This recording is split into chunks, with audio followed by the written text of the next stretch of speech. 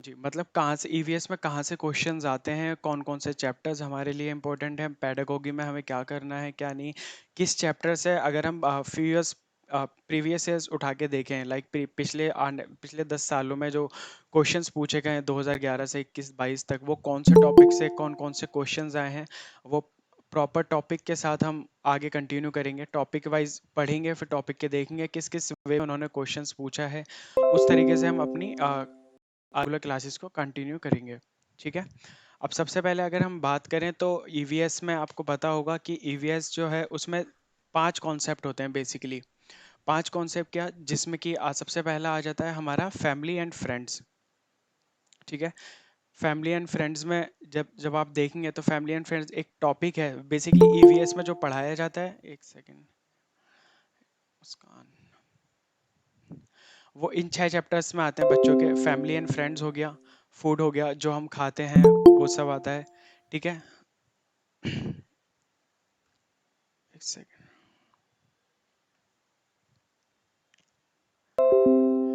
Food हो गया, water में आ गया। वाटर एक चैप्टर होता है उनका, वाटर से रिलेटेड क्वेश्चंस आते हैं इसमें। ठीक है। और things we make and do, travel, shelter, ये मोस्ट इंपॉर्टेंट टॉपिक्स हैं ईवीएस के रिगार्डिंग। ठीक है। जो जैसे कि आपने बच्चों की बुक्स उठाई होंगी तो उसमें कुछ इन चैप्टर से रिलेटेड टॉपिक्स होते हैं। जैसे कि अगर हम बात करें फैमिली एंड फ्रेंड्स की, तो फैमिली में कौन कौन सी चीज़ें आ जाती हैं। फैमिली में हमारी फैमिली आ जाती है। तो फैमिली में कौन कौन सी फैमिली होती है, लाइक न्यूक्लियर फैमिली हो गई, एक्सटेंड जॉइंट फैमिली हो गई, मैट्रियार्कल फैमिली हो गई, पैट्रियार्कल फैमिली हो गई, है ना। उस हिसाब की जो जो फैमिलीज होती हैं हम फैमिली एंड फ्रेंड्स में उस हिसाब से पढ़ेंगे। ठीक है। आगे आ जाते हैं फूड। तो फूड में खाना किस टाइप का होता है, न्यूट्रिशन किससे मिलता है, कार्ब्स किससे मिलते हैं, प्रोटीन कौन कौन से होता है, मिल्क से हमें क्या मिलता है, वो सब हम इसमें देखेंगे। वाटर के बारे में पढ़ेंगे, शेल्टर जहाँ हम रहते हैं। बेसिकली ये जो 5-6 टॉपिक्स हैं, ये 6 टॉपिक्स डिपेंड किस पे हैं, ये सारी ह्यूमन नीड्स हैं, है ना। इंसान की ज़रूरत ही तो है ये, और क्या है। तो बच्चों को बेसिकली यही पढ़ाया जाता है शुरू की क्लासेस में, तो उसी से रिलेटेड हमारे हमें क्वेश्चंस दिखाए जाते हैं कि ईवीएस में इस टाइप से क्या क्या आएगा। ठीक है। Family and friends, food, water, shelter, travel and things we make and do.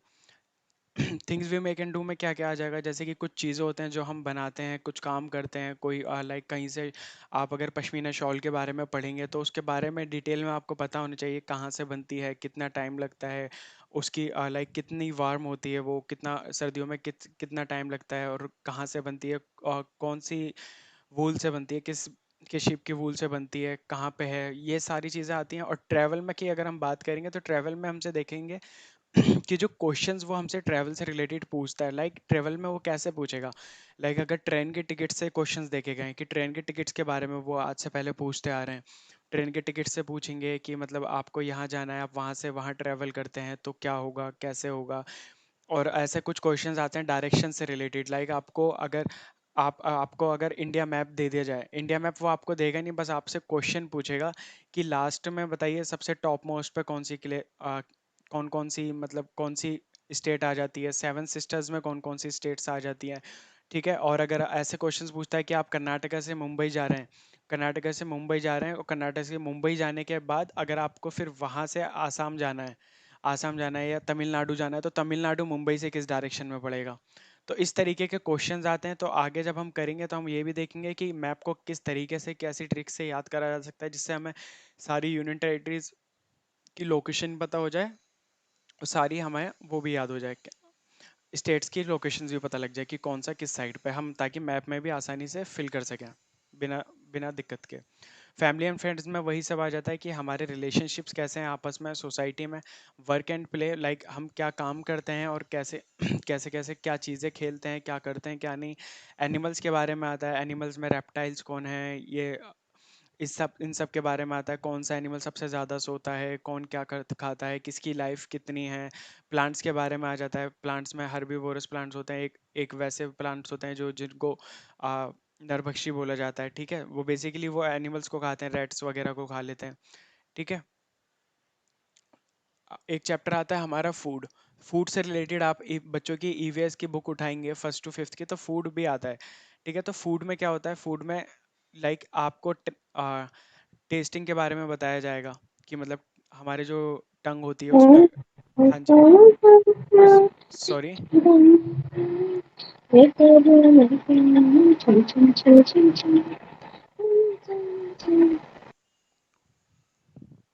ठीक है। डाइजेस्टिंग प्रोसेस क्या होता है हमारा, मतलब कैसे कैसे चीज़ें डाइजेस्ट होती हैं, कहाँ से स्टार्ट होती है, कहाँ पे ख़त्म होती है, और कितना प्रोसेस लगता है। लाइक हमारी लार्ज इंटेस्टाइन का साइज़ क्या है, स्मॉल इंटेस्टाइन का साइज़ क्या है। ठीक है, तो वो सारी चीज़ें आती हैं। कुकिंग कुकिंग में हम खाने में क्या क्या देखेंगे, प्रिजर्विंग टेक्निक्स, कि मतलब अगर हमें सब्जियां रखनी है, दाल को लॉन्ग लाइफ बनाना है, कुछ चीज़ें हैं, तो उस हिसाब से हम आगे इस इन सब चीज़ों के बारे में पढ़ेंगे थोड़ा थोड़ा। ठीक है, वाटर हो गया, शेल्टर हो गया जहाँ हम रहते हैं, ट्रेवल हो गया, things we make and do, इस टाइप के क्वेश्चंस आते हैं ईवीएस के अंदर। ठीक है। अब अगर हम बात करें, कुछ पॉइंटेड आउट क्वेश्चंस हैं। को पॉइंटेड आउट क्वेश्चंस क्या, लाइक एक टॉपिक आता है हमारा ईवीएस में, अभी हम सिर्फ ओवरव्यू करेंगे इसमें ईवीएस का कि किस टाइप के क्वेश्चंस आते हैं। तो एक एक टॉपिक में इसमें हमें मिलता है कि गोइंग टू स्कूल, मतलब कि बच्चे जो स्कूल जाते हैं वो किस जगह पे कैसे जाते हैं। लाइक अगर हम आसाम स्टेट की बात करें, तो आसाम में कैसे जाते हैं बच्चे। ठीक है, तो आसाम में जो बच्चे स्कूल जाते हैं वो कैसे ट्रेवल करते हैं, आसाम के बारे में आपको प्रॉपर टॉपिक मिलेगा कि आसाम के घर किस टाइप के होते हैं, वहाँ पे बारिश किस हिसाब से होती है, ज़्यादा होती है, कम होती है, वो सब हमें जानने में मिलेगा। फिलहाल हम देखते हैं कि बच्चे स्कूल कैसे जाते हैं। तो आसाम में क्वेश्चंस ऐसे आ जाते हैं कि लाइक बैम्बू और रस्सी के ब्रिज पर कौन, मतलब इन इसके ब्रिज को पार करके कौन कौन सी इस जगह के बच्चे जाते हैं, आसाम, केरला, लद्दाख। तो उस तरीके के क्वेश्चंस वो पूछता है। तो अब हमें पता होना चाहिए कि आसाम की कंडीशन क्या है, आसाम में बच्चे क्यों ब्रिज पे से जाते हैं, क्यों क्यों उसके आसाम के घर मतलब ऊंचाई पर होते हैं थोड़े, ट्रॉली से। अब अगर वो आपसे पूछ ले कि कौन सी जगह है ऐसी जहाँ बच्चे ट्रॉली से ट्रैवल करते हैं, ट्रॉली जानते हो ना आप लोग। लाइक आप ट्रैवलिंग करते होगे तो आपको पता होगा, एक पहाड़ से दूसरे पहाड़ जाने पे एक ट्रॉली सी होती है ना, जिसमें हम ट्रेवल करते हैं। देखिए आप सभी ने, ये एक आयरन आयरन की रस्सी होती है एक, और यस ऐसे ही सर। एक पहाड़ से दूसरे पहाड़ तक जाते हैं। तो ये किस जगह पे जाते हैं, तो ये जाते हैं लद्दाख में, है ना। तो लद्दाख में है, और एक केरला में है, केरला में होती है एक वेलम नाम की बोट होती है।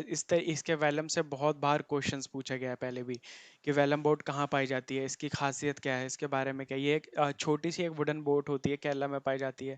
कैमिल कार्ट की, मतलब जहाँ पे लोग ट्रेवल करते हैं कैमिल के ऊपर बैठ के, कैमिल कार्ट कहाँ पाई जाती है, वो राजस्थान में पाई जाती है। ब्लॉक कार्ट कहाँ पाई जाती है, जो गाँव गाँव होते हैं उसमें पाई जाती है। ठीक है, तो उसी हिसाब की चीज़ें आती हैं कि जैसे कि अगर हम देखें, a bird has its eye on its head and the holes are covered with the feathers they help them to hear. अब उन्होंने वही बताया है कि एक, जैसे कि बर्ड्स के बारे में हम आगे पढ़ेंगे, तो बर्ड्स के बारे में एक क्वेश्चन आता है कि मतलब ऐसा, मतलब वो आपसे पूछेगा नहीं, एक आपको बस ऐसी ऑप्शन दे देगा कि ऐसा कौन है जिसका मतलब आंखें उसके सर पर होती हैं, और उसके जो लाइक कानों के जो होल्स होते हैं वो कवर्ड होते हैं फेदर से, जिससे वो सुनते हैं। ठीक है, तो उस तरीके के क्वेश्चन पूछेगा।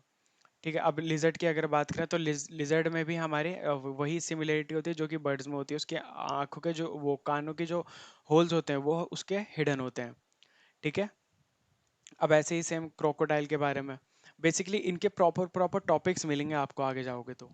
ठीक है, तो अभी ये बस बेसिक है जो क्वेश्चंस पूछे गए हैं। ठीक है, वो थोड़े पे उन पे फोकस करते हैं। क्रोकोडाइल के भी सेम चीज़ ही होती है। ठीक है, अब जैसे कि कई बार वो पूछता है आपसे पेंटिंग्स के बारे में, कई तरीके की पेंटिंग्स होती हैं। ठीक है, सबसे पहले एक एक मोस्ट इंपॉर्टेंट आ जाती है मधुबनी पेंटिंग। मधुबनी पेंटिंग के बारे में सुना है आप सभी में से किसी ने, यस सर। है ये ना। फूलों से बनाई होती है। हाँ, फूलों से बनाई होती है बेसिकली। एक फोक आर्ट है बिहार की, है फूलों से बनाई जाती है। बस बेसिक इसमें क्या होता है ना, कि मतलब नेचुरल कलर्स यूज होते हैं। ठीक है, चावल के पाउडर का यूज होता है इसमें। ठीक है, और मतलब जैसे कि चावल के पाउडर से बनाई जाएगी, और हल्दी हल्दी मतलब येलो कलर के लिए उनको हल्दी यूज करेंगे, इंडिगो यूज करेंगे, और फ्लावर्स और ट्रीज पूरी नेचुरली होती है। ठीक है, और इसमें बनाया क्या क्या जाता है, सबसे मोस्ट इंपॉर्टेंट क्वेश्चन इसी में से आता है कि पेंटिंग में क्या क्या चीज़ें होती हैं। अगर आप गूगल करोगे मधुबनी पेंटिंग को, तो आपको नजर आएगा कि इसमें ह्यूमन बींग्स के मतलब एक शेडो टाइप बनी होती है, एनिमल्स की, ट्रीज की, फ्लावर्स की, बर्ड्स, फिश, और कई सारे अलग अलग जानवर होते हैं। ठीक है, उस हिसाब से बैलवानी का विलेज कहाँ पर है, मैंने आपको बताया ना कि आपसे स्टेट्स के बारे में वो पूछेगा। स्टेट के बारे में पूछेगा, किसकी कैपिटल क्या होती है, इस जगह की कैपिटल क्या है, और कौन सी यूनियन टेरिटरी की कैपिटल क्या है, तो उस हिसाब से क्वेश्चन पूछता है वो। ठीक है, अब जैसे कि एक टॉपिक आता है बच्चों की क्लास में, गिजू भाई बड़े का। नाम सुना है किसी ने गिजू भाई बड़ेका का? किसी ने भी सुना है गिजू भाई बड़ेका? देख, आप में से किसी ने सीटेट का पेपर दिया होगा, पहले दे रखा है ना? दिया हुआ है किसी ने वैसे? दिया हुआ है सर, सुना नहीं सुना लेकिन। नहीं। गिजूभाई बड़ेका से काफी बार क्वेश्चंस आया है। अब इसका मतलब क्वेश्चन आया है तो या तो थोड़ा सा वही रहता है कि मतलब हम प्रीवियस ईयर पे ध्यान दें, क्योंकि सीटेट में क्या होता है ना, कि most of the time like previous year से हमें आइडिया हो जाता है कि किस किस टॉपिक को हमें कवर करना है। ठीक है, तो बस वही चीज़ है कि आगे जब आप कंटिन्यू करोगे तो उस चीज़ को आपको एक जिस्त में मिलेगा, एक कंक्लूजन हुआ हुआ इकट्ठा हुआ हुआ मिलेगा कि आपको क्या क्या टॉपिक्स पढ़ने हैं। ठीक है, तो उसी हिसाब से हम देखें। अब गिजू भाई बड़ेका की अगर बात करें तो बेसिकली ये कौन थे? ये एक राइटर थे। इन्होंने काफ़ी सारी स्टोरीज लिखी थी बच्चों के लिए, जो मतलब काफ़ी ज़्यादा फेमस हो चुकी हैं। ठीक है, इनके बारे में अलग से सेपरेट पढ़ने को मिलेगा हमें। ठीक है, अब अगर वो, अब कई बार बर्ड्स के बारे में आ जाता है। बर्ड्स के बारे में अगर हम देखें कि an Indian robin Lay's it's egg in between the stones along the road side. एक रॉबिन बर्ड होती है, इंडियन रॉबिन बर्ड होती है, एक इंडियन रॉबिन एक बर्ड होती है जो कि अंडे कहाँ देती है? रोड के किनारे देती है, पत्थर के बीच में, पत्थरों के सहारे। ठीक है, और कोयल, कोयल की अगर हम बात करें तो कोयल कहाँ पे एग देती है? कोयल हमेशा अपने अंडे कहाँ देती है? एक आ, कौवे के घोंसले में। ठीक है, अब इनका जो एग होता है दोनों का सेम एग होता है, बस थोड़ा सा माइनर से डिफरेंस होता है, बट उससे क्या होता है, कौवा उसको आइडेंटिफाई नहीं कर पाता। फिर जैसे ही उस एग में से मतलब कोयल निकलती है दूसरी, तो वो उसके बाद वो उड़ जाती है। फिर मतलब बेसिकली जो पालता, वो कोयल का क्या काम है, बस वो कौवे के नेस्ट में जाएगी, वहां पे अपना अंडा दे देगी। अंडा देने के बाद कौवा ही उसको मतलब पालेगा काफी दिन तक। फिर उसके बाद कोयल तो खुद ही उड़ जाती है। ठीक है, तो बेसिकली कोयल अपने बच्चों की देख रेख नहीं करती। ठीक है, birds use the nest to lay they रख, हमें पता ही है कि मतलब बर्ड जो है वो घोंसला यूज करती हैं। ठीक है, अब यही उन्हीं के बारे में है, कोयल के बारे में, कि मतलब जैसे ही अंडों से बाहर आते हैं वो घोंसला अपना छोड़ देते हैं। नल्ला मदा मोस्ट इंपॉर्टेंट सिटी है आंध्र प्रदेश में। इसके बारे में कई सारी चीज़ें जानने को मिलेंगी आपको आगे। होलगुंडी, होलगुंडी कहाँ पर है? आपको वैसे पता था होलगुंडी कहाँ पर है? होलगुंडी या नल्ला मदा? किसी को आइडिया था पहले होलगुंडी और नल्ला मदा का? कोई आइडिया कि ऐसी जगह भी हैं? बस। है ना? बस यही है, क्योंकि थोड़ा सा हमें एनालाइज करना पड़ेगा चीज़ों को। ठीक है, अभी हमारे पास लाइक काफ़ी वक्त है। अगर मैं बात करूँ 3 मंथ्स की, ठीक है, अब आप देखेंगे कि आपके पास कितने मंथ्स हैं। अगर 1 सितंबर से आप लगाएंगे तो बेसिकली सितंबर से अक्टूबर, है ना, अक्टूबर से नवंबर, और नवंबर से दिसंबर। बेसिक हम यही टारगेट रहेगा आप लोगों का कि इन 3 महीने में आपको सीटेट के लिए प्रिपरेशन करनी है। अभी क्योंकि जैसे कि आपको पता ही है, थोड़ा सा पैटर्न चेंज हो गया है। जैसे कि ईवीएस का पैटर्न, थोड़ा सा पैटर्न नहीं है, बस बेसिकली एप्लीके वो अप्लाइड क्वेश्चंस उन्होंने इस बार ज़्यादा दे दिए थे। अगर आप में किसी ने दिया होगा आपको पता लगा होगा, लाइक प्रीवियस ईयर जब हम करते थे, तो प्रीवियस ईयर में अगर आप स्कोर कर रहे थे 140 प्लस कुछ, 140 प्लस कुछ, तो यहाँ पर आके आपके 130 125 के बीच में बैठे हैं बच्चों के, जिनके प्रीवियस ईयर में आ रहे थे। ये भी वो हैं जो काफ़ी अच्छे स्कोर हो सकता था अगर ये पैटर्न थोड़ा सा चेंज होता। लाइक एनईपी 2020 आ गई इसमें, है ना? वो बस थोड़ी सी डिफिकल्ट हो गया, थोड़ा सा इन्होंने लेंदी चीज़ें दे दी, क्वेश्चंस इन्होंने अप्लाइड वाले दिए थे इस बार। तो उसी चीज़ को एनालाइज करते हुए मेरे हिसाब से 3 महीने आपके लिए मोर देन इनफ तो नहीं कहूँगा, लेकिन हाँ काफ़ी है आपका सिलेबस कवर करने के लिए, आप अगर खुद से करना चाहें तो 3 मंथ बहुत हैं। और प्लस कोशिश यही रहेगी कि मतलब अगर आप साथ में भी रहते हैं तो 120 प्लस का टारगेट हमारा रहेगा, कि आप एटलीस्ट 120 प्लस तो स्कोर कर पाएँ। ठीक है, हालांकि नो मैटर कि 91 वाला और 149 वाला सेम प्लेस पे बैठेगा, है ना? जनरल में अगर जाएंगे तो 91 वाला भी में बैठेगा, 149 वाला भी बैठेगा। ठीक है, बट यही है, कोशिश हमारी यही रहती है, आज से भी, आज से पहले भी, कि जो भी आगे कंटिन्यू करे उसका स्कोर 120 प्लस से हो। और काफ़ी बच्चे हैं ऑलरेडी जिनका मतलब कई बार क्लियर भी हो चुका है। ठीक है, अब जैसे कि हम पंचायत के बारे में बात करें, चिल्ड्रंस पंचायत कहाँ होती है? देखो होलगुंडी थाना, ऐसे ही मतलब एक जगह है, the children's panchayat was called Bhimasangha. अब इस पंचायत को भीमसंग कहते हैं। क्वेश्चन कैसा आता है कि चिल्ड्रन की पंचायत को क्या बोला जाता है। कभी वो भीमसंग का नाम दे देगा तो स्टेट आपसे पूछ लेगा जगह कौन सी है ना। कभी आपसे पूछ लेगा कि इस जगह पे जो पंचायत होती है बच्चों की उसको हम क्या कहते हैं। ठीक है। बैनियन ट्री, इसके बारे में बहुत पूछता है, क्वेश्चंस कई बार आते हैं। डिजर्ट ओक, डिजर्ट ओक आपने सुना है कभी डिजर्ट ओक क्या होता है।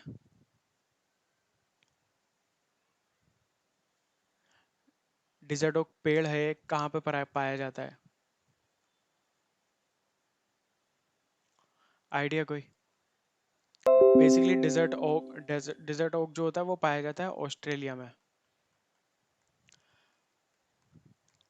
ऑस्ट्रेलिया में रेगिस्तान है एक, उसमें पाया जाता है। इसकी काफ़ी सारी क्वालिटीज़ होती हैं। लाइक इसमें कैसे पानी निकालते हैं लोग, इससे पानी भी पीते हैं। और इसकी जड़ें जो होती हैं इसके साइज से लाइक 8 10 30 गुना ज़्यादा लंबी होती हैं। तो वही चीज़ें होती हैं जो हम इनके बारे में पढ़ेंगे। बेसिकली मोस्ट रिपीटेड क्वेश्चंस हम देखेंगे आगे चल के। ठीक है, एक सेकेंड।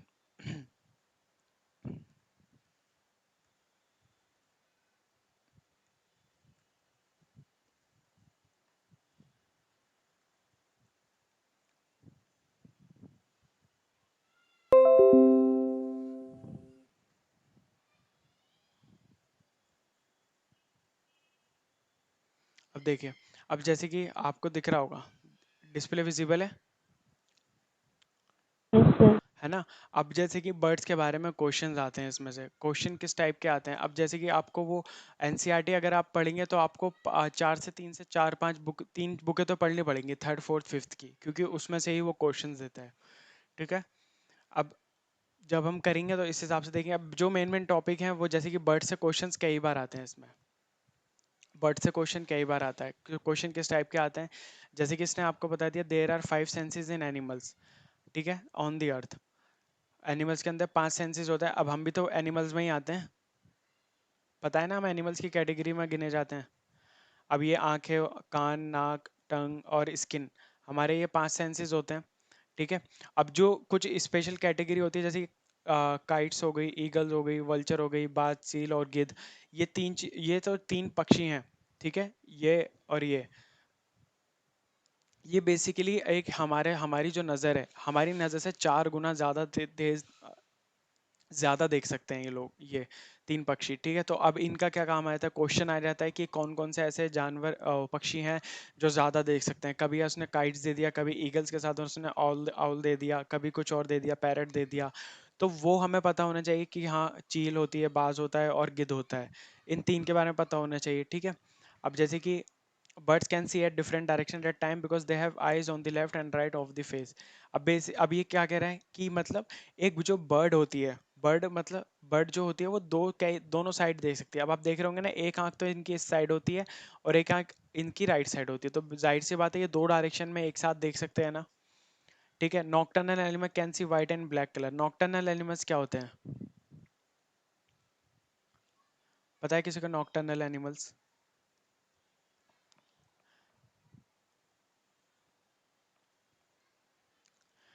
बेसिकली नॉकटर्नल एनिमल्स वो होते हैं जो रात को भी देख सकते हैं।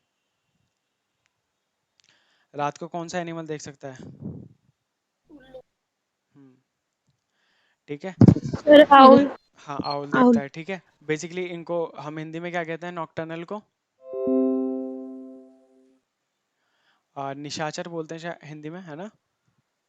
निशाचर, जो रात को नहीं सोते। ठीक है। अब इनके जो रात को सोने वाले, मतलब बेसिकली जो निशाचर हैं, नॉकटर्नल एनिमल्स हैं, इनको सफ़ेद और ब्लैक एंड वाइट कलर में सब कुछ दिखता है। ठीक है। अब जैसे कि अगर हम बात करें, अब अगर मैं बात करूँ बैट्स की, चमगादड़ की, तो चमगादड़ आपको पता है कि मतलब किस में आते हैं, मैमल्स में आते हैं, बर्ड्स में आते हैं, किस में आते हैं।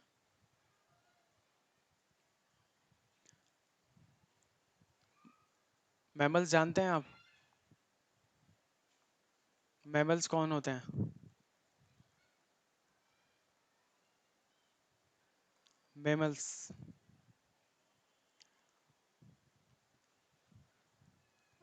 कोई आइडिया किसी को। हिंदी। क्या कहा आपने। हिंदी अर्थ। अच्छा, हिंदी में बताऊं? बेसिकली मैमल्स वो होते हैं ना, जिसे शायद स्तनधारी कहते हैं हिंदी में। लाइक जिस जो अपने ही जैसे को जन्म देते हैं। ठीक है, जैसे कि हम ह्यूमंस की बात करें, तो ह्यूमंस क्या करते हैं, ह्यूमन अपने जैसे ही कोई जन्म देते हैं, ह्यूमंस हो गए, हम लोग हो गए। ठीक है, और जैसे कि अगर मैं बात करूँ, काव हो गई, डॉग। गॉड हो गई, डॉग हो गया। ठीक है, ये सारे किस कैटेगरी में आते हैं? मैमल्स में आते हैं, है ना। अब ये सारे मैमल्स में आते हैं। अब इनके बाद आती हैं, अब जैसे ये कुछ बर्ड्स होती हैं। अब ऐसी ऐसी बताओ, ऐसी कोई फिश है जो मैमल्स में आती हो?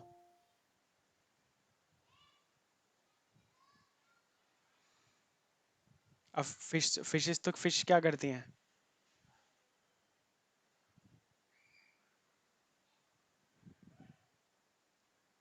बताइए।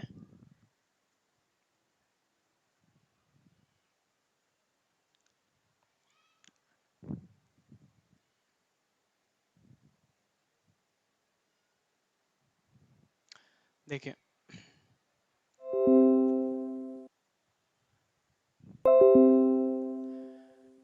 अगर हम फिश की बात करें तो फिशेस में दो फिशेस ऐसी होती हैं जो, लाइक, अगर मैं बात करूँ डॉल्फिन की और वेल्स की, ये दोनों फिशेस ऐसी हैं, लाइक मोस्ट इम्पोर्टेंट हैं ये। और ये दोनों किस में आती हैं, किस कैटेगरी में आती हैं? ये दोनों मैमल्स कैटेगरी में आती हैं। ये अपने ही जैसे को जन्म देती हैं, यंगर वन को। ठीक है, और ऐसा कोई सा बर्ड है जो मैमल्स में आता हो? अब जैसे कि हमें पता है बर्ड सारे अंडे देते हैं, है ना। तो ऐसा कोई सा बर्ड है जो अपने ही जैसे को जन्म देता हो, जैसे ह्यूमंस देते हैं, डॉग हो गया, काव हो गई, भैंस सर हो गई। पिजन हो सकता है, पिजन हो सकता है। क्यों, पिजन अंडा नहीं देता क्या? यस सर, देते हैं। पिजन अंडा देता है। लाइक अगर हम मैमल्स की बात करें तो मैमल्स का समझे ना आप, कि मैमल्स का क्या है काम। ठीक है, अब बेसिकली वो अपने यंगर वंस को ही तो जन्म दे रहे हैं, है ना। आपने इनको कभी बॉर्न होते हुए देखा होगा, तो ऐसे ही तो होता है कि मतलब अपने यंगर वंस को जन्म देते हैं ये, अपने ही जैसे को। ठीक है, अब बर्ड में सिर्फ एक बर्ड ऐसी है, वो है बैट, चमगादड़। ठीक है, जो अंडे ना दे के क्या करता है, अपने ही जैसे को जन्म देता है। ठीक है, ये छोटे छोटे पॉइंट्स होते हैं जो हमारे आगे काम आएंगे, एग्जाम में काम आएंगे, क्वेश्चंस पूछे जाते हैं। ठीक है, अब देखिए, अब जैसे कि कुछ स्पेशल फीचर्स की अगर हम बात करें, तो एक एक होता है ऑस्ट्रिच और एक होता है ईमू। अब ये कौन कौन है, ऑस्ट्रिच और ईमू? ये दो ऐसे पक्षी हैं, अब ये पक्षी तो हैं, लेकिन अब आपको पता है कि पक्षी भी उड़ नहीं पाते, है ना। ये आप देख रहे होंगे, ये ईमू है और ये ऑस्ट्रिच है। ठीक है, अब ये इनका साइज ही इतना होता है, ये खाली दौड़ लगाते हैं। क्या करते हैं, खाली दौड़ लगाते हैं, उड़ने की जगह है। नॉन फ्लाइट एनिमल्स बोलते हैं हम इनको। ठीक है, अगर वो आपसे पूछे क्वेश्चन में कि नॉन फ्लाइट एलिमेंट्स कौन कौन से हैं, आपको वो कुछ भी दे देगा, इसमें ऑस्ट्रिच के साथ हैन दे देगा, पिकॉक दे देगा, ईमू दे देगा। अगर आपको ये दोनों का कॉम्बिनेशन नहीं पता होगा, तो आप लगा के तो ठीक आओगे, आपको पता था कि हाँ ऑस्ट्रिच है, बट एक क्वेश्चन में कहीं ना कहीं ईमू और ऑस्ट्रिच दोनों दे रखा होगा, तो वो हमारा गलत हो जाएगा। ठीक है, हालांकि इसमें नेगेटिव मार्किंग अभी तक नहीं आई है सी टेट में, बट हमें थोड़ा सा फोकस यही रखना है कि चीज़ों को हम इतना अच्छे से पढ़ लें, इतना अच्छे से रिवाइज कर लें कि चीज़ें हमारे दिमाग में बैठ जाएं। ठीक है, अब देखिए, birds eyes are fixed hence they rotate their neck very often. अभी इन्होंने ये स्टेटमेंट दिया ना यहाँ पे कि बर्ड्स की जो आंखें होती हैं वो फिक्स अपनी जगह पर होती हैं, वो आंखों को रोटेट नहीं कर सकते, इसलिए वो अपनी गर्दन को आगे पीछे घुमाते हैं। ठीक है, अब वो इसी स्टेटमेंट को थोड़ा सा चेंज करके दे देगा आपको कि birds eyes can rotate, so they don't need to rotate their neck very often, है ना। अगर हमने क्वेश्चन इस स्टेटमेंट को आज नहीं समझा, तो हमें क्या लगेगा, हाँ ये लाइन तो पढ़ी हुई है, तो हम उस पर टिक लगा के आ जाएंगे। हालांकि वो हमारा क्या हो जाएगा, वो हमारा हो जाएगा गलत। ठीक है, अब अगर हम बात करें उल्लू की, तो owl can most fully rotate their head. ये हमें पता है कि वो अपनी ऑलमोस्ट 360 डिग्री पे अपनी नेक को घुमा लेता है, and it has fixed I socket. ठीक है, अब उनके जो आई बॉल्स होते हैं वो नहीं घूम सकते। ठीक है, अब अगर हम देखें प्रीवियस ईयर क्वेश्चन में, देखो ये इस तरीके के क्वेश्चन आते हैं। सितंबर 2014, इसमें ये क्वेश्चन आया हुआ था इसका, कि मतलब some birds can see 4 times as far as we can. ठीक है। अब कौन कौन से बर्ड्स थे मैंने अभी बताया ना, वो आपको पेड़ तो देगा बट पेड़ के साथ कुछ और भी दे देगा। लाइक काइट्स हमें देखता है, अब हमें उसने दिए थे नाइट एंगल्स। ठीक है, नाइट एंजल्स दे दिया, बुलबुल हो गया। ठीक है, क्रो दे दिया। बट हमें पता है काइट नहीं था, अगर इन दोनों में कंफ्यूज हो गए तो हम ये भी लगा के आ सकते हैं पहला भी। लेकिन हमें इस चीज़ का ध्यान रखना है कि काइट्स, ईगल्स और वल्चर्स, ये तीन ऐसे पक्षी हैं जो कि हम हमारी नज़रों से 4 गुना ज़्यादा देख सकते हैं, चील, बाज और गिद्ध। ठीक है, तो इस चीज़ पे हम ज़्यादा फोकस रखेंगे कि जो हम एनसीईआरटी है, एनसीईआरटी की समरी को हम ज़्यादा से ज़्यादा कवर करेंगे, ताकि पॉइंटेड आउट क्वेश्चन जितने भी हैं उसमें हम टाइम भी सेव कर सकें और पॉइंटेड आउट चीज़ों को हम जल्द से जल्द सॉल्व कर सकें। ठीक है।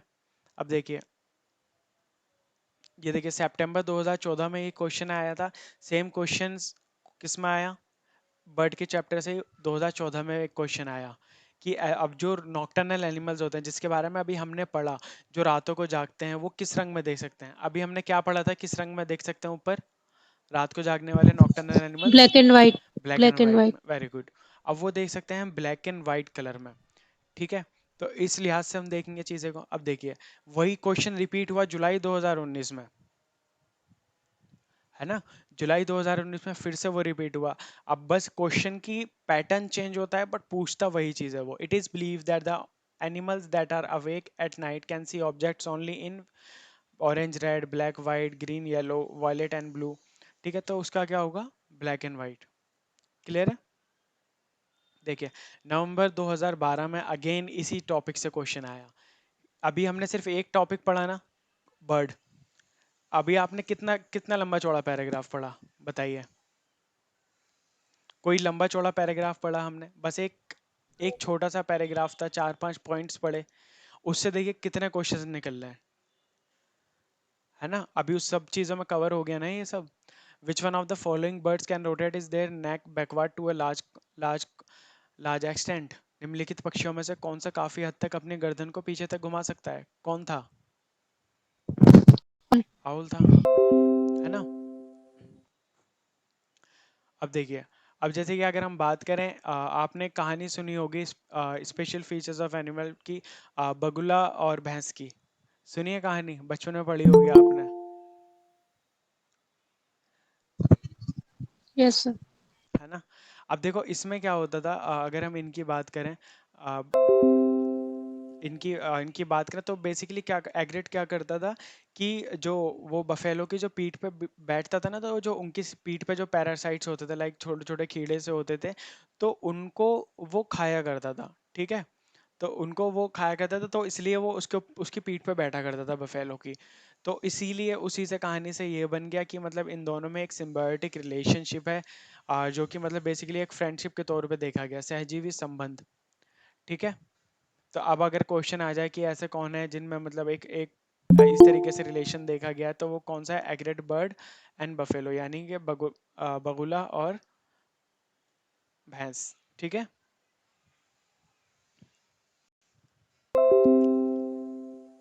देखिए, अब सेम क्वेश्चन इसी टॉपिक से एज इट इज क्वेश्चन कौन सा निकल के आया सितंबर 2016 में?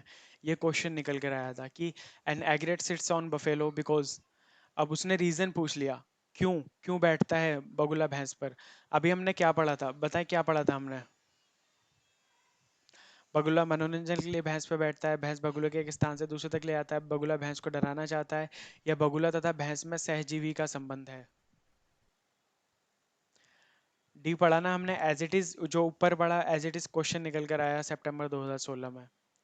ठीक है, अब अगर देखें, अब कुछ स्पेशल फीचर्स होते हैं सभी एनिमल्स के। ठीक है, इस टॉपिक से भी काफी क्वेश्चंस आ चुके हैं ऑलरेडी।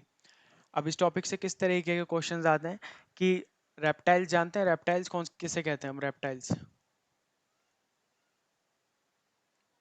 सर जो रेंगते हैं। हाँ, रेप्टाइल हम कहते हैं जो रेंगने वाले जानवर होते हैं। ठीक है,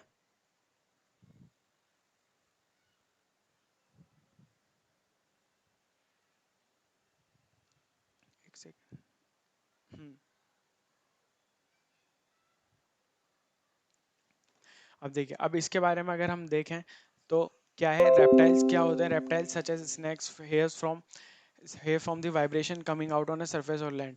अब उसने आपको बता दिया कि जो सांप होते हैं वो खाली आवाज नहीं सुन सकते, लेकिन वो वाइब्रेशन को फील करते हैं।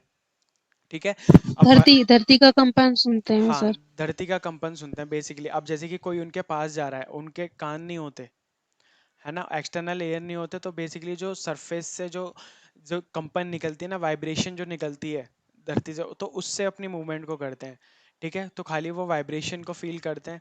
और जब एक एक स्नैक बाइट करता है, जब वो काटता है, तो जो जहर होता है वो कहाँ से आता है? फैंग से। ठीक है, दो होलो टीथ होते हैं। अब आप इधर देखोगे तो ये कौन क्या है? ये फैंग्स हैं। अब होलो टीथ मतलब जैसे कि आप एक सुई टाइप देखते हो ना, सुई जो होती है डॉक्टर्स की, तो उसके अंदर क्या होता है, एक एक आप में बीच बीच में पता होगा, बीच में एक थोड़ा सा गैप होता है, जिसमें से वो लाइक इंजेक्शन में से कुछ निकलता है, लिक्विड वगैरह। तो ऐसे ही इनके एक होलो टीथ होते हैं, खोखले। ठीक है, तो उस तरीके से वो उससे डसते हैं, तो उसकी वजह से वो पॉइजन अपना दूसरों तक छोड़ते हैं। अभी इसमें पूछा जाता है कि मतलब कौन कौन से हैं? There are many kinds of snakes in country, only four them are poisonous. सांप तो यहाँ पे कई तरीके के होते हैं हमारे इंडिया में, लेकिन जो चार कैटेगरी हैं ये सबसे ज्यादा जहरीली होती हैं। एक कोबरा हो गया, कैरथ हो गया, रशेल वाइपर हो गया जिसे हम डुबोया कहते हैं, ठीक है, सॉ स्केल वाइपर हो गया जिसे हम अफाई कहते हैं। ठीक है, ये चार cobra, cobra kraits, Russell viper, डुबोया और सौ स्केल वाइपर, ये मोस्ट इंपॉर्टेंट है। कई बार पेपर में ऑलरेडी देखा जा चुका है इस टॉपिक से क्वेश्चन। हम जब करेंगे तो इन चैप्टर्स को थोड़ा और डीपली करके डिस्कस करा करेंगे। ठीक है। अब देखिए, medicine of snake bites is made from snakes poison. जाहिर सी बात है, अब वो पता ही होगा आपको बचपन से कि मतलब जो जहर की दवा होती है वो जहर ही काटता है। ठीक है, तो वही है कि मतलब जब एक सांप काट लेता है तो उसकी दवाई भी उसी सांप के जहर से ही बनती है। ठीक है। अब देखिए, अब इन्होंने चार statement they the. Select the four statement, अभी आपने ऊपर पढ़ा, तो उन्होंने क्या करा, आपको स्टेटमेंट दे दी कि कौन कौन सी स्टेटमेंट इसमें ठीक है, आपको ये बताना है। सर ए। ए देखिए, only four types of poisonous snakes are found in our country. हमारे देश में केवल चार तरीके के जहरीले सांप हैं। ये हमने पढ़ा था, अभी पढ़ा था कि नहीं पढ़ा था? Yes sir. 2016 में सितंबर में ये क्वेश्चन आया था। सेकंड लाइन पढ़ते हैं। Cobra is a poisonous variety of snakes. Nag, cobra जहरीले सांपों का एक प्रकार है। क्या कोबरा था उन कैटेगरी में? कोबरा, रसेल यस वाइपर, सो स्केल यस सर वाइपर था। और कोबरा कॉम्बोरा कोबरा था। था। ठीक है, तो दैट मीन ये भी ठीक है भाई। A poisonous snake has four hollow teeth through which the poison enter the body of a person when the snake bites. जहरीले सांप के चार खोखले दांत होते हैं। जब सांप किसी व्यक्ति को काटता है तो जहर इन खोखले दांतों से उसके शरीर में चला जाता है। सही बात है? Yes sir. नहीं सर, दो होता है। नहीं, ये गलत है। अभी अगर आपने देखा होगा मूवीज दो में, खोखले होते हैं सर। जब सांप डसता है तो ऐसे ही तो निशान बन जाता है ना? मूवीज वगैरह में तो देखा ही होगा कि जब सांप डसता है तो ऐसे ही तो निशान आते हैं दो। अब वो बेसिकली दो उसके होलो टीथ होते हैं, जो हमने ऊपर देखा था अभी। दो होलो टीथ होते हैं, देखिए, ये है ना, यहाँ पे ये वाला पोर्शन, दो होलो टीथ हैं इसके, ये और ये, तो जिनसे वो डसता है। तो दैट मीन्स हमारी थर्ड स्टेटमेंट तो रॉन्ग है। ठीक है, यस आगे सर। देखते हैं।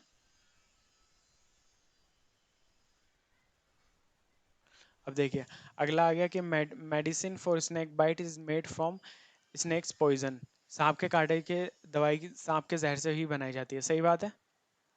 Yes sir. तो दैट मीन्स कौन कौन से ठीक है इसमें? ए, बी एंड डी। अब देखो, उसने एक ही टॉपिक से सारी चीजें दे दी, टाइम कंज्यूमिंग बना दिया। पहले वो एक क्वेश्चन एक चीज पूछ सकता था, लेकिन उसने चार चीजें दे के तीन चीजों के आंसर ले लिए एक ही क्वेश्चन में, एक ही नंबर के लिए। ठीक है, तो अब वही है कि अगर हमें पूरा प्रॉपर टॉपिक नहीं पता होगा ढंग से, तो हमें इसमें दिक्कत आ सकती है ना? अब एक टॉपिक आता है हनी बीज के बारे में, मधुमक्खियों के बारे में। तो अब मधुमक्खियों के बारे में हम क्या देखते हैं कि Honey bees are attracted to लीची फ्लावर। जो लीची का जो फ्लावर होता है, तो वो उससे सबसे ज्यादा अट्रैक्ट होती हैं मधुमक्खियां। तो वो आपसे क्वेश्चन पूछेगा किस फ्लावर से हनी बीज अट्रैक्टेड होती हैं। लीची का फ्लावर हो गया, कोई और सा फ्लावर दे देगा, सनफ्लावर दे देगा। ठीक है, तो हमें पता होना चाहिए लीची का। अब ये आ गया, honey bees lay their egg from October to December. Basically जो मधुमक्खियां अपने अंडे देती हैं वो अक्टूबर से दिसंबर के मंथ में देती हैं, सर्दियों में। ठीक है, ये मोस्ट इंपॉर्टेंट है, क्वेश्चन आ चुका है इससे भी। ठीक है, so it is the best time to start bee keeping.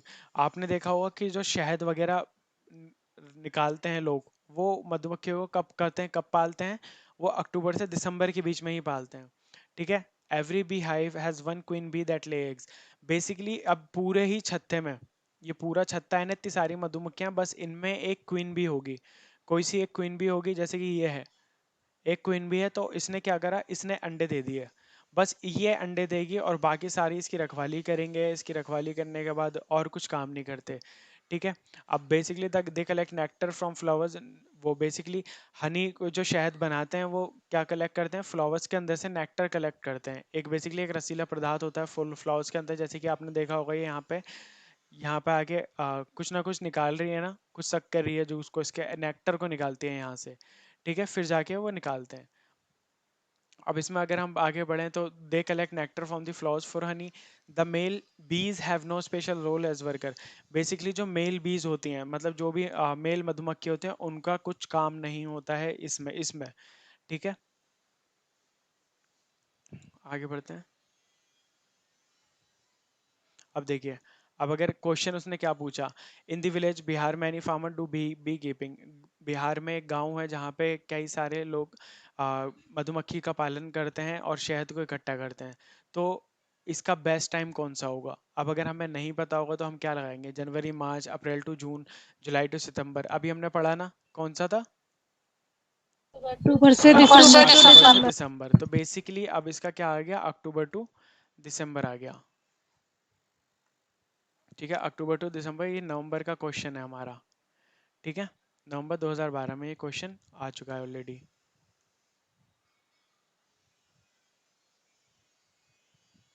अब ये एलिफेंट्स के बारे में आ गया, एलिफेंट के बारे में भी हम पढ़ेंगे कि एलिफेंट्स को मड में खेलना पसंद होता है। एलिफेंट एक साथ 8-10 घंटे सोता है। एक 3 महीने का जो एलिफेंट होता है उसका 200 किलो वेट होता है, और कितना वो खा जाता है। अगर हम बात करें एक दिन में कितने पेड़ पौधे खा जाता है, झाड़ियाँ खा जाता है, 100 किलो खा जाता है, कितनी खा जाता है, इस सब के बारे में हम डिटेल में पढ़ेंगे आगे चल के।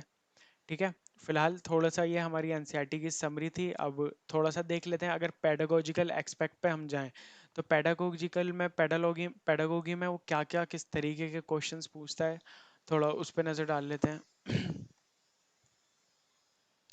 पेडागोगी से आप लोग क्या समझते हो? बच्चों को पढ़ाने का सिद्धांत। बच्चों को पढ़ाने का सिद्धांत। ठीक है, बेसिकली पढ़ाने का हाँ, पढ़ाने का तरीका। ठीक है, अब पढ़ाने का तरीका, अब सभी जाहिर सी बात है, आप हिंदी पढ़ाओगे तो उसका तरीका अलग होगा बच्चों को हिंदी सिखाने के लिए, इंग्लिश का अलग होगा, है ना, और ईवीएस का अलग होगा, मैथ्स मैथ्स का हमारा अलग होता है।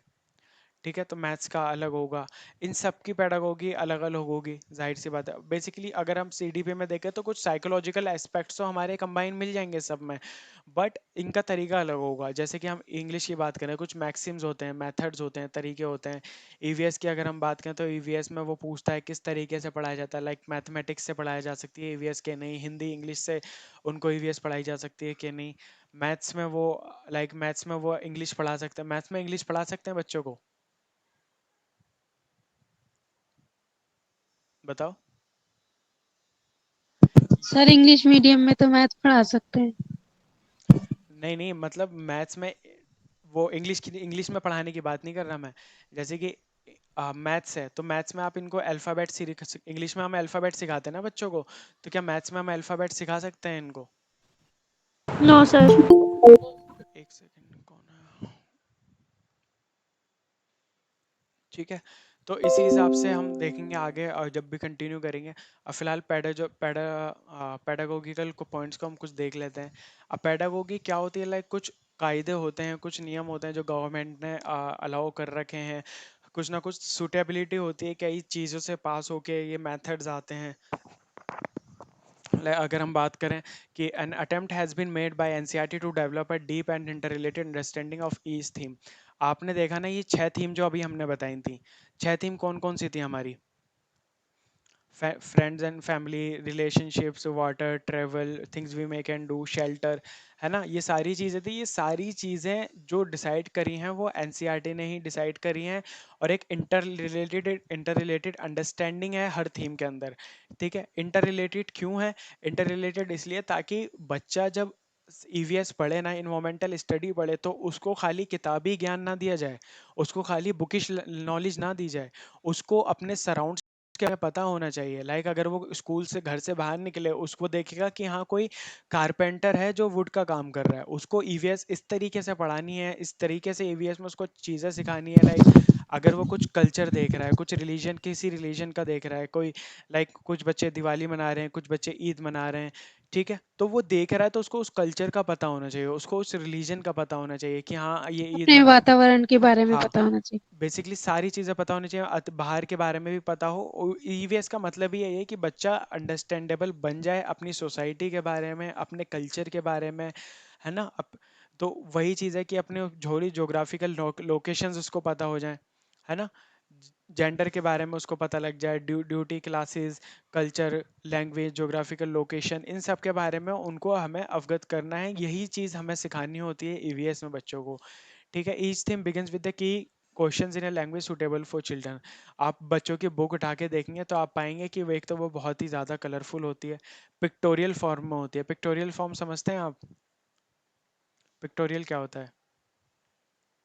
सर पिक्चर्स होती हैं हाँ, शायद। पिक्टोरियल पिक्चर्स होती हैं बेसिकली। गवर्नमेंट ने जो अलाउ कर रखा है तो वो यही कर रखा है कि बच्चों को खाली हम राइटिंग ना दे के मोस्ट क्या क्या करें, हम पिक्टोरियल्स फॉर्म में दें। लाइक अगर आप छोटे बच्चों को देखोगे तो छोटा बच्चा, बुक तो मिल जाती है बट वो बुक पढ़ता कहाँ है? वो खाली पिक्चर्स को देखता है, और पिक्चर्स को देख के देर इज सम पॉसिबिलिटी कि वो लैंग्वेज से पहले वो पिक्चर्स से जान जाता है कि ये क्या हो रहा है, आगे क्या होगा। ठीक है, तो उसी हिसाब से इसमें भी ईवीएस में भी चलता है। ठीक है, evolution of a course should be continuous process and the child should be assess as she observe, ask, draw, discuss in group. Evolution मतलब उनका आकलन करना, आकलन मतलब हमने उनको कुछ चीज़ सिखा दी है। ठीक है, तो एक कंटिन्यूअस प्रोसेस, निरंतर एक प्रोसेस होना चाहिए कि बच्चा जब कुछ सीख रहा है तो हम उनको एक तरीके से जांच पड़ताल करते हैं कि इसने कुछ सीखा है, क्या ऑब्जर्व करा है, मैंने आपने कुछ पढ़ाया बच्चों को आगे चल के, तो आपका आपका वो बनता है कि आप उसको चेक करें कि मैंने जो इसको पढ़ाया उसको मैं इवेल्युएट तो कर लूँ कि इसने कितना ग्रैब करा है। उसको ऑब्जर्व करें, बच्चों को ऑब्जर्व करना, बच्चों से क्वेश्चंस पुट अप करना, ड्रॉ करवाना, डिस्कस ग्रुप डिस्कशन करवाना। ठीक है, हालांकि ग्रुप डिस्कशन को हमेशा प्रायोरिटी दी गई है सीटेट में भी अगर हम बात करें तो। बेसिकली ग्रुप डिस्कशन से क्या क्या फ़ायदे होते हैं? बेसिकली आगे ग्रुप डिस्कशन के आप देखोगे तो बच्चे की सोशल डेवलप होगी, है ना? सोशली डेवलप्ड होगा, मेंटली इंटेलेक्चुअली डेवलप होगा, मेंटली डेवलप्ड होगा। ठीक है, और बेसिकली पर्सनालिटी डेवलपमेंट तो होगी ही होगी। अब कोई बच्चा शाय है, उसको आपने ग्रुप डिस्कशन में बिठा दिया, समहाउ ही मैनेज टू आंसर वन और टू क्वेश्चंस मान लीजिए, ठीक है, तो एटलीस्ट उसकी कुछ ना कुछ तो डेवलपमेंट हुई ना, तो पर्सनालिटी डेवलपमेंट होगी इससे। और प्लस ग्रुप डिस्कशन का क्या फ़ायदा होगा? Like there are few things जो हम टीचर से डिस्कस नहीं कर पाते, जैसे कि आप मान लीजिए मुझे किसी ने कुछ सिखाया, टीचर ने मैथ्स का कॉन्सेप्ट पढ़ा दिया, अब टीचर तो हमसे पूछेगा कि समझ में आया, एक बार हमने बोल दिया बट नहीं समझ में आया, तो दोबारा हम नहीं पूछ सकते। वो हालांकि हम बता देंगे बट वो बच्चा हमसे नहीं पूछेगा बिकॉज ऑफ इन्फीरियोरिटी, है ना? उसको हीनता हीनता होगी कि यार मुझे समझ में नहीं आ रहा, सबको समझ में आ गया। तो वही बेनिफिट हमारा किस में निकल कर आ जाता है? ग्रुप डिस्कशन में। अगर ग्रुप डिस्कशन में लोग किससे डिस्कस करेगा? अपने फ्रेंड से डिस्कस करेगा ना। फ्रेंड से डिस्कस करेगा तो चीज़ें उसको ज़्यादा अंडरस्टैंडेबल लगेंगी। अलग अलग चार पांच दोस्त होंगे तो चार पांच उसको पर्सपेक्टिव, चार पांच नज़रिए से चीज़ें जानने को मिलेंगी, है ना? तो मल्टीपल वेज हो जाती हैं चीज़ों को अंडरस्टैंड करने की। अब ज़रूरी नहीं है कोई एक बच्चा बुकिश लैंग्वेज से समझा रहा है उसको समझ में ना आए, तो चार पांच में से ऐसा तो पॉसिबिलिटी है ना कि चार पांच बंदों में आपस में डिस्कशन होगा, तो वो क्या करेंगे, वो अच्छे से समझ पाएगा बच्चा। और हर कोई नहीं, बल्कि ऐसा नहीं है कि जो इसको नहीं आता वही सीखेगा, जिसको आता है वो भी कुछ चीजें सीख के जाएगा।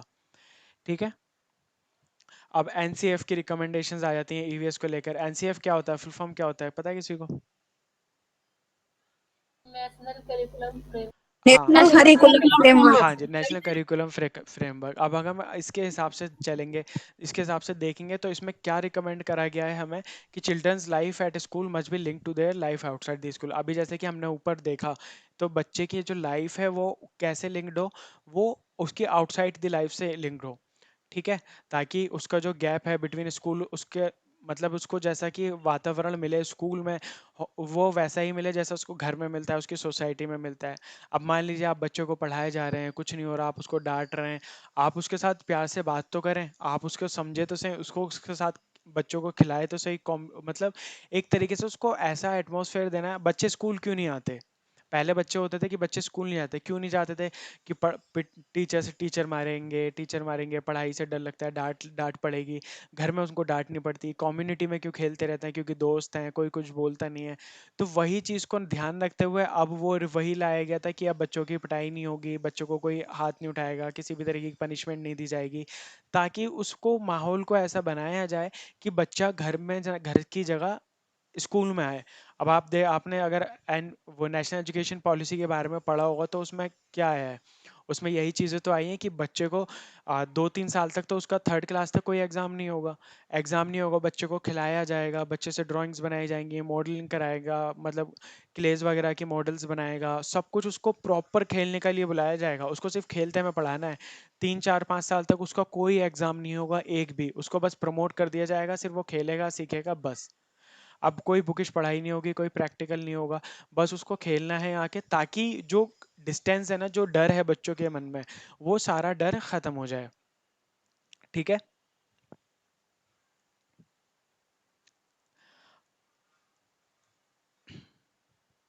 आगे और भी चीज़ें हैं पेडागोगी से रिलेटेड, वो हम फर्दर क्लासेस में डिस्कस कर लेंगे अपना।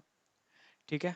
फिलहाल आप सभी के आज लास्ट डेमो था, आप सभी ने डेमो देखा, समझ आए डेमो आप सभी के? अभी मतलब एक क्लास और है, अभी जस्ट 9 बजे आपकी क्लास दूसरी स्टार्ट हो जाएगी।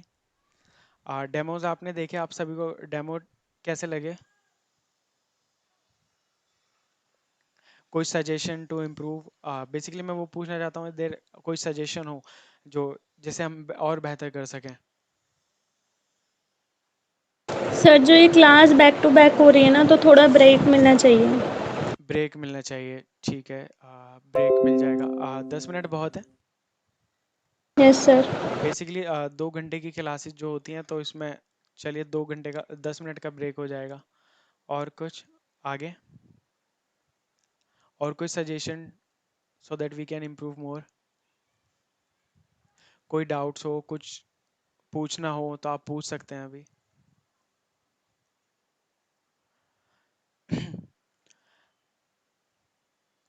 आप सभी, could you please provide recorded session after every class? हाँ आलिया, हमारा ऑलरेडी एक चैनल हैगा यूट्यूब पे, ठीक है, तो उस पे हमारी रिकॉर्डेड क्लास अपलोड होती हैं। ठीक है, 1 तारीख से आपकी रेगुलर क्लासेस स्टार्ट हो जाएंगी। 1 तारीख से 1 सितंबर से रेगुलर क्लासेस स्टार्ट होंगी। अभी जो रजिस्ट्रेशन चल रहे हैं बच्चों के वो चल ही रहे हैं। ठीक है, 5 दिन का गैप होगा, 5 डेज का गैप होगा अभी बीच में। ठीक है, ताकि अभी कुछ और रजिस्ट्रेशन होने हैं, तो रजिस्ट्रेशन हो जाएंगे, तो हम प्रॉपर बैच जो चलाएंगे 1 सितंबर से चलाएंगे। क्लासेस आपकी प्रोवाइड आपको करा दी जाएंगी ऑफ, ताकि आप बाद में उन वीडियोस को दोबारा से देख सको। ठीक है, हर क्लास की आपको क्लास प्रोवाइड कराई जाएगी वैसे। और कोई doubt? Get out. Sir class online होगी या ऑफलाइन? देखिए, ऑनलाइन ऑफलाइन दोनों ही होती हैं फिलहाल तो। अगर आप 8 से 10 के बीच की बात करें, बिकॉज 8 से 10 हमारा टाइम इसलिए सूटेबल है क्योंकि most of them aspirants are working. ठीक है, तो इवनिंग में वो फ्री होते हैं, तो इसीलिए हमने 8 बजे से 10 बजे का टाइम अलॉट करा है, 8 से 10 PM का टाइम अलॉट करा है। ठीक है, तो ये बेस्ट तो हमारा ऑनलाइन चलेगा। अगर हम ऑफलाइन की बात करें तो ऑफलाइन हमारा 2 PM to 4 PM चलता है शुभ अकेडमी पे। 2 PM to 4 PM होता है हमारा ऑफलाइन। दोनों में रेगुलर क्लासेस होती हैं। ठीक है, बस ये शुभ अकेडमी पे होगा हमारा। शुभ अकेडमी ओखला में है। ठीक है, लेकिन ऑफलाइन की फ़ीस जो है, ऑफलाइन की फ़ीस में we are not providing any kind of discount. Paper one की फ़ीस जो है उसमें 3500 ही है। ठीक है, आज जैसे कि आज 25th है, अगर आप रजिस्ट्रेशन करा देते हैं या कराना चाहते हैं, आगे सोच रहे हैं, तो यही एडवाइस रहेगी कि अभी आज का लास्ट डिस्काउंट है, जिसमें आपको 2000 रुपीज़ में पेपर वन का कंप्लीट पैकेज मिलेगा फॉर 3 मंथ्स। 3 मंथ्स की क्लासेस होंगी because we are targeting the December. ठीक है, तो दिसंबर से सितंबर से अक्टूबर चलेगा, अगस्त से सितंबर से अक्टूबर, अक्टूबर नवंबर एंड दिसंबर, 3 मंथ्स होंगे हमारे लिए। टारगेट हमारा 120 प्लस का है ईच, हर किसी स्टूडेंट का। पेपर 2 का भी अभी यही है, तो जिन्हें रजिस्ट्रेशन कराना हो तो आज ही करा लें। डेमो आपने ले लिया है, रिकॉर्डिंग क्लासेस आपको प्रोवाइड कराई जाएंगी फॉर श्योर। ठीक है, और सर कोई? बुक्स, सर सीटेट की बुक्स कौन से लें सर? देखिए सीटेट की बुक मैं ऐसे तो रिकमेंड नहीं करूंगा कोई सी, बट अगर आप देखेंगे तो सीटेट की बुक की ज़रूरत नहीं पड़ेगी, क्योंकि मार्केट में आप जाएंगे तो सीटेट की बुक बहुत सारी मिल जाएंगी, तो टेंशन होती है उनसे। ठीक है, तो आपकी जो क्लासेस चलेंगी वो मोर देन इनफ होंगी। आप अगर लेना चाहें तो बस एक प्रीवियस ईयर की बुक उठा लें। प्रीवियस ईयर आप जब आपके सारा सिलेबस कंप्लीट हो जाएगा तो आप बस एक प्रीवियस ईयर की बुक निकाल लें, 10 साल की। फिर आप जैसे कि आप यहाँ से पढ़ के जा रहे हो, आप पढ़ के जा रहे हो, जब आप क्वेश्चंस लगाओगे ना, you will get to know कि हाँ आपके आपने जो पढ़ा है उसी में से क्वेश्चंस आए। लाइक मैंने अभी आपको दिखाया ना, क्वेश्चंस टॉपिक वाइज ही क्वेश्चंस होते हैं। ठीक है, तो जो एनालाइज करके जो जिस होता है हम उसी को लाइक कराते हैं, ताकि वो इजी हो। टाइम कंज्यूमिंग जो एक्स्ट्रा डेटा है जो आज तक नहीं पूछा गया है, जो आपके लिए इम्पोर्टेंट नहीं है, तो हम वो चीज़ें नहीं पूछेंगे आपसे, ना ही आपको बताएंगे, क्योंकि वो चीज़ इंपॉर्टेंट नहीं है। ठीक है, अब अगर बुक्स की बात करें तो ईवीएस का सिलेबस जो आता है वो थर्ड फोर्थ फिफ्थ में आता है ना। फर्स्ट सेकंड में तो लैंग्वेज होती है, लैंग्वेज में ईवीएस पढ़ाई जाती है, हिंदी इंग्लिश मैथ्स में। ठीक है, तो थर्ड फोर्थ फिफ्थ की एनसीईआरटी आती है। तो बेसिकली हमारा यही रहता है कि प्रीवियस ईयर को एनालाइज करके जो मेन मेन इंपॉर्टेंट टॉपिक्स हैं उनको हम कवर कराएं। ठीक है।